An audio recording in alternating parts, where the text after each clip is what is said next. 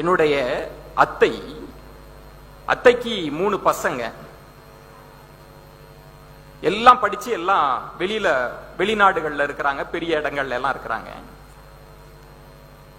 என் மாமா இறந்த போது அத்தையிடம் சொன்னார், உனக்கு இருக்கக்கூடிய ஒரே பாதுகாப்பு என்னுடைய பென்ஷன் பணம் இருக்கு, இந்த வீடு நான் வாங்கிய வீடு, இதை மட்டும் பத்திரமா வச்சுக்கோ, பசங்க உன்னை காப்பாத்துவாங்களான்லாம் எனக்கு தெரியாது, இத பத்திரமா வச்சுக்கோ அப்படின்னு சொல்லிட்டு தான் என் மாமா இறந்தார். எங்களெல்லாம் படிக்க வச்சது எங்க அத்தை தான். திடீர்னு அத்தைக்கு கேன்சர் வந்துருச்சு. நண்பர்களே, வாழ்க்கை இன்னைக்கு இருக்கக்கூடிய சூழல்ல ஆரோக்கியத்தை பற்றி சிந்திக்க வேண்டிய இடத்தில் சொல்றேன்.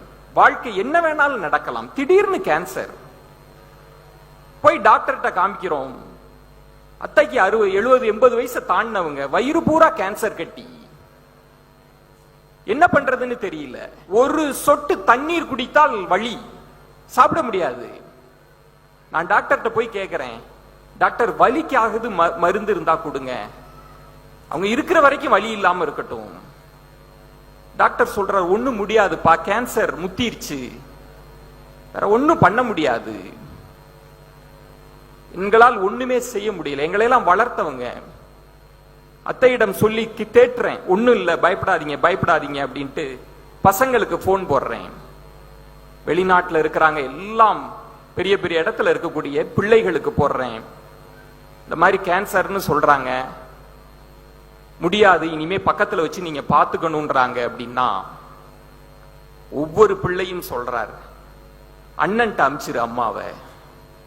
அண்ணனுக்கு போன் அடிச்சு சொல்றேன், தங்கச்சிக்கு கொடுத்துரு, அங்க அமுச்சு விட்டுரு, எனக்கு நிறைய வேலை இருக்கு, என்கிட்ட கொண்டு வந்துடாத விஜயன், தயவு செய்து என்கிட்ட கொண்டு வந்துடாத. ஒவ்வொரு பிள்ளைகளும், பெற்ற பிள்ளை, ரத்தத்தை பாலாக அருந்திய பிள்ளைதான், என்கிட்ட கொண்டு வந்துடாதீங்க என்கிட்ட கொண்டு வந்துடாதீங்கன்றாங்க. ஐயோ, அத்தை கேட்ட போறாங்கன்ற மாதிரி நினைச்சு அத்தை தூங்குற மாதிரி அப்படியே இருக்கிறாங்க.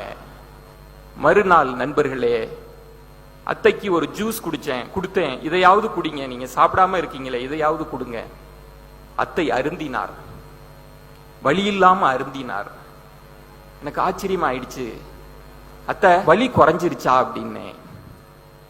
பிள்ளைங்களால் கிடைத்த வலியை விட கேன்சர் வலி கொஞ்சம் கம்மியா தான் இருக்கு அப்படின்னாங்க. 2 மாதத்திலேயே நண்பர்களே, அத்தை இறந்து போய்விட்டார். பிள்ளைகள் எல்லாம் வந்தாங்க, வெளிநாட்டில இருந்து இருக்கிற பிள்ளை, பெரிய நிறுவனங்கள்ல வேலை பார்க்கிற எல்லா பிள்ளையும் வந்தாங்க. எரியூட்டினாங்க, அது கிராமம். பிள்ளைகள் வந்து கேட்டாங்க, அன்ற இரவு கேட்கிறாங்க, விவோ ஆபீசரை பார்க்கணும், என்ன வாரிசு சான்றிதழ் வாங்கணும். நான் இந்த இடத்தில் சொல்வேன், உங்களுடைய துயரத்தை நான் ஏதோ நெகட்டிவா எதிர்மறையா பேசுவதாக நினைக்காதீர்கள்.